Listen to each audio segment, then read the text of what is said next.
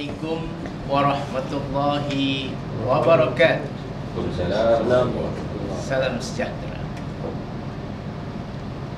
Di sini saya akan menceritakan sebuah tajuk, penyelamat tanpa pertumpahan darah. Ada satu cerita yang datangnya dari Haji Adnan, diceritakan kepada istri saya berkenaan dengan cerita yang mungkin masih ada hubungan yang tak jauh lah saudara mara, yaitu berkenaan dengan pakcik dan mertua dia.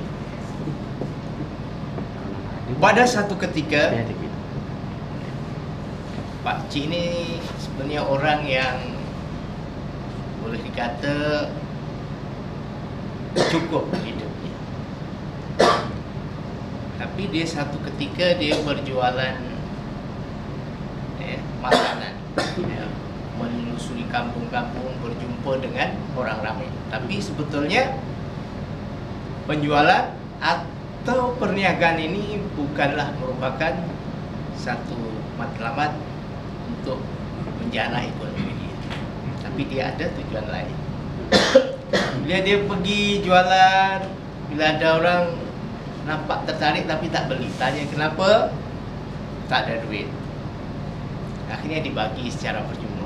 Jumpa orang nampak minat, tak ada duit, bagi. Sampai banyak orang dia dibagi secara percuma. Jadi kesimpulannya nampaknya ramai orang yang hidupnya susah.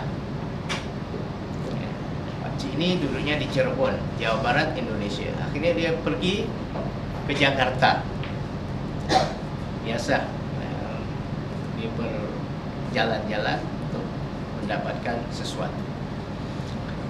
Ketika di Jakarta, dia terjumpa ada berita yang menarik berkenaan ada orang yang kaya raya tapi kedekut. Dia memang kaya tapi kedekut. Sementara dia teringat bahawa dia tengok ramai orang yang susah. Dan orang yang kaya itu rumahnya dikawal dengan ketat, banyak polis. Tapi uniknya pakcik ini dia masuk ke rumah orang kaya itu dengan senang. Dengan senang dia boleh masuk. Bila masuk ke rumah itu macam kena hipnotis ya. Orang ni macam tak perasan ada orang masuk itu. Sungguh pun banyak pengawal. Bila masuk, dia ambil barang kemas, barang-barang apa semua. Barang-barang yang sangat berharga. Tapi dia cakap, karena tahu orang yang kaya itu kedekut ini untuk zakat ya, dia cakap sendirilah. Ini untuk zakat ya, bagi kat orang-orang susah. Dia jawab atau tak jawab, yang pasti pakcik itu dia tanpa ada sebarang halangan, dia dengan senang dan mudahnya akhirnya barang-barang itu bila dibalik kampung tadi dibagi ke orang-orang yang susah. Emas lah, barang-barang perhiasan, uang, bukan untuk dia tapi dibagi-bagi ke orang kampung yang susah tadi. Sehingga ditegur oleh mertuanya, apa yang kamu buat ni? Dia rasa nampak pelik, benda-benda yang berharga macam mana dia boleh dapat dan dibagi-bagi secara kepada orang ramai. Tapi mertuanya ni juga orang yang pandai, tapi tahu kalau apa yang dia buat itu tak betul, walaupun untuk tujuan yang baik. Sehinggalah pada satu ketika ada orang yang salah satu di antara saudara dia atau orang yang dibantu bagi rantai emas tu merantau ke Jakarta. Ketika di Jakarta ada satu masalah sehingga sampai dia menjual perhiasannya tadi, rantai dia. Bila dijual, kebetulan orang kaya tadi dah buat report polis. Dia tak tahu macam mana hilangnya, puncanya macam mana tak.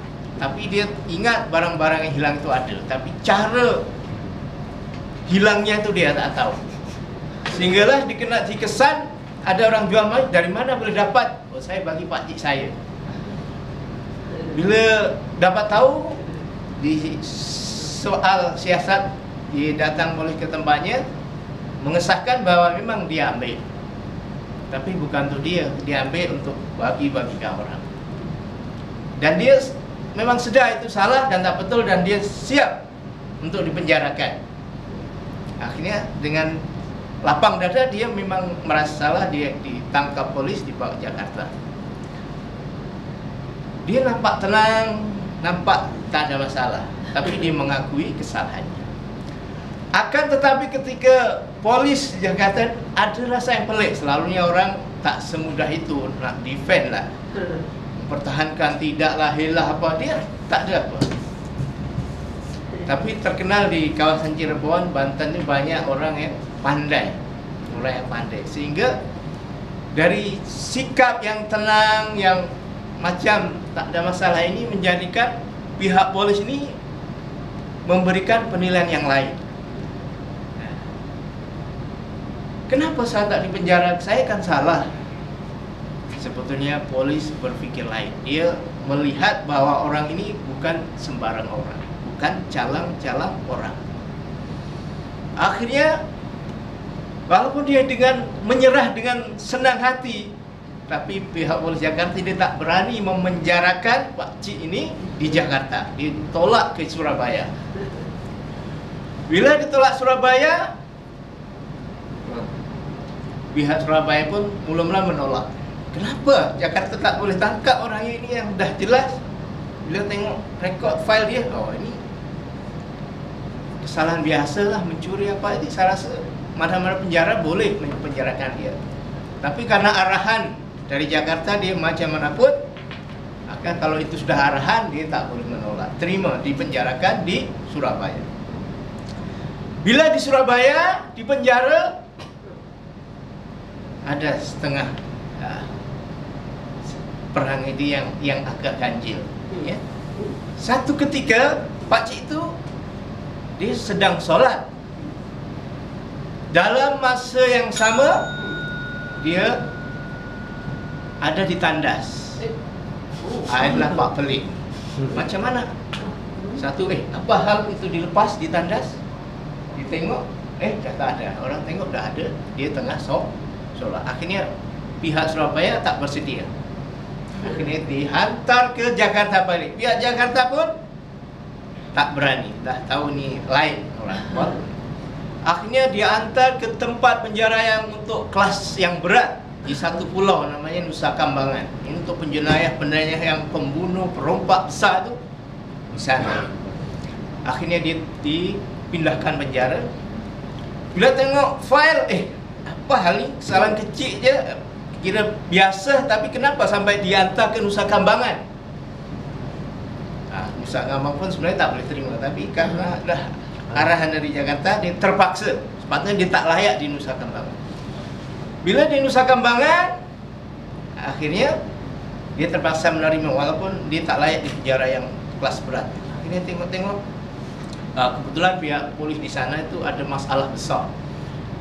Di hutan dekat situ ada perompak kelas berat. Kalau orang datang, kira macam serah nyawa di situ. Polis pun tak berani dekat ke kawasan. Jadi dia buka sayembara, siapa yang boleh menangkap salah satu ataupun pimpinan perompak yang ada di hutan itu akan dibebaskan. Orang-orang yang di penjara kelas-kelas berat ni dia tak berani, tapi dia angkat tangan berani. Macam main-main saja. Akhirnya dialah.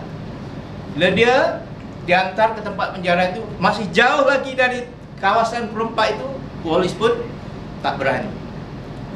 Polis pun tak berani sebab dia anggap dia ni bodoh ni, macam serah nyawa aja. Dan dia dipegalkan senjata, dia tak nak. Bagi senjata, bagi pistol tak nak. Dia pergi biasa lenggang. Polis pun tak berani. Akhirnya dia pergi. Bila pergi saja, dia jumpa dengan sekumpulan perompak. Oleh para kumpulan perompak itu, jadi pegang tangkap. Kata ketua perompak itu, jangan. Macam mana pun ini tetamu saya. Bila dia ditepuk-tepuk, dia kata jadi rapat. Awak tak takut ke duduk sini? Awak mesti di penjara. Akhirnya dia penjara itu dengar. Akhirnya perompak-perompak itu takluk dengan dia, dibawa ke penjara, dibawa ke polis pun takut, bersiap siaga. Ternyata dia nak menyerah semua. Perompak-perompak menyerah. Akhirnya seperti apa yang dijanjikan, dia akan dibebaskan, dan dia tuntut hak dia nak bebas. Dia nak bebas. Akhirnya dia akan dihantar dengan helikopter khas karena jasa dia. Akhirnya bila pelepasan tu, mertua dia tiba-tiba datang. Seolah-olah dia tahu kalau menantunya itu dia dah terlepas dari penjara itu.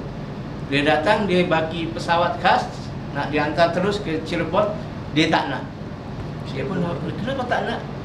Ternyata dia ikut mertua itu, macam dia membonceng, pegang belakangnya itu. Sekejap dalam beberapa saat dah sampai di Cirebon. Seolah-olah rasanya itu macam jatuh dari pokok. Bila dia sekejap turun saja dah sampai sana. Itulah ceritanya tadi. Jadi dia boleh menyelamatkan satu perompak yang mengancam keselamatan orang lain tanpa pertumpahan darah. Yang kedua, pengajaran di sini, walaupun niat dia baik untuk menolong orang, tapi mestilah dijalankan dengan cara yang betul, supaya kita niat yang baik itu berakibat yang baik dan selamat. Sekian, terima kasih. Assalamualaikum warahmatullahi wabarakatuh.